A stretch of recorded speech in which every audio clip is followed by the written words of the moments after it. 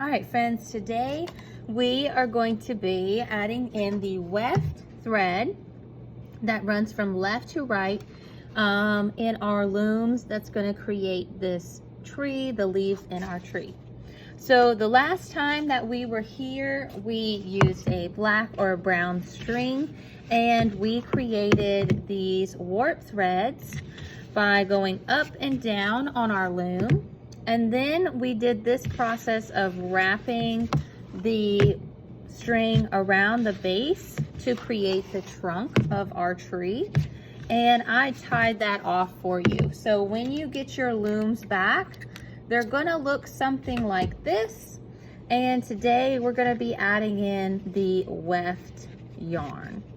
So you're going to get your looms from me. And over at the table, there's going to be a variety of different greens that you can choose from. Now you can think about the seasons of the year. If there's snow in your tree, then maybe you'd want to use white yarn. I do have some orange colors. I have some green colors, so that's going to be up to you. So once you pick out your string and you get back to your desk and you have your loom, we need to attach the end of one of the ends of our string to our loom. So you're going to find one of the strings at the top, and you're going to just go around the string like this, okay? And it's just like tying a normal shoelace, all right? When you have two strings and you're holding your shoelaces, well, you know one goes over the other, and then this end piece goes through the hole, and then you can pull, and that creates a knot. We're going to make a double knot, which means we're going to do this twice. So you go over each string and they cross. And this little string goes through the hole. And then you can pull the strings again. Now we've created a double knot. And if you have some extra and this bugs you, you can kind of trim it away. Okay, so we have our yarn. It's attached to our warp thread. And now we're going to do the pattern of weaving. So for this first one, I'm going to go under. But it doesn't really matter. You can go over it if you want to. The next consecutive ones are a pattern. So if you go under, the next warp string, you're going to go over. Then we're going to go under, over, under, over it, under, over, under. See how the black string, see how the green string is under the black, and over. And then you're going to pull all your string out like this. And when you pull it, it may want to stay down here, and you can slide it up with your fingers. Now that we've pulled all the string off to one side, we have to go back. But I have to follow the same pattern. So if you look closely at this one, this is the last one I left off. Is it going over the black string or under it? That's right, it's going over it. So my next one that I put in has to go under, because it's the opposite. So under, over, under, over, under, over, under, over, under, over. And then if that helps you, you could like slide your fingers in there while you pull. All the string has to get pulled. Perfect. And you can push it up if you want to. And then we just repeat that pattern. So I find the end of the yarn again. And look, this one is going over. That means I need to go under it. Under, over, under, over, under, over, under, over, under, over, and I pull. Just like so. And then you can push it up so it's out of your way. So this one I'm going over it. So when I add the string in on this side again, I need to go under.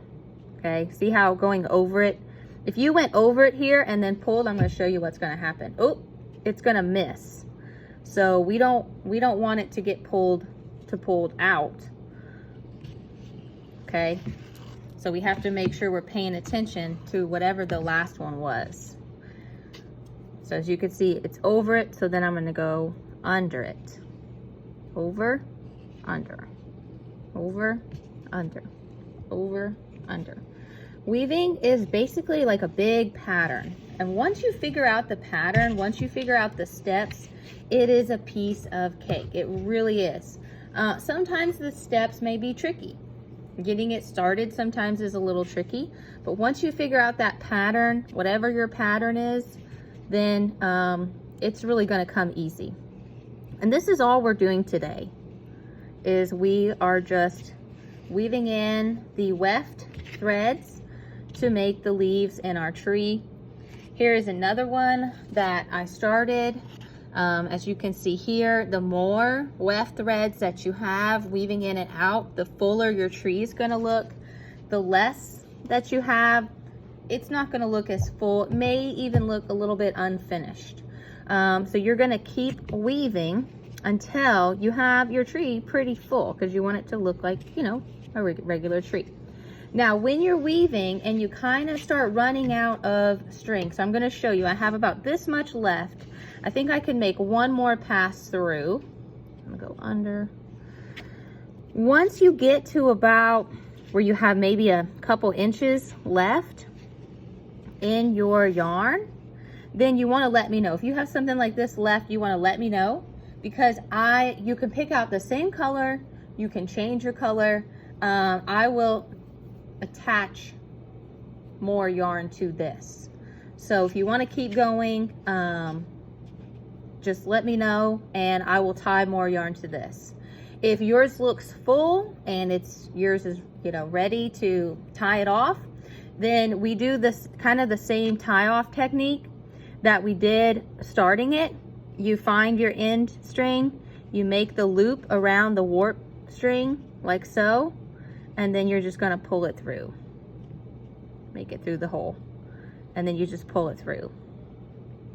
Right, and you could do a double knot too. You just go through and pull it through itself and make a hole, and then you got to go back through that hole. And if you have troubles tying it off, just let me know. I would not tie this one off though, it's not full enough, but if yours is full enough, looks more something like this, then I would tie that off. And that's all we're doing today. I'm gonna have some experts in the room, and I'm gonna have some people that are gonna need a little extra help. So if you ever get done, or if you're looking over your shoulder and, you know, or if someone asks for help, then if you're an expert, then you definitely may want to help them today. And that's all we're doing today, is getting our thread, getting our yarn, and weaving it in and out, finding that pattern for our weft strings.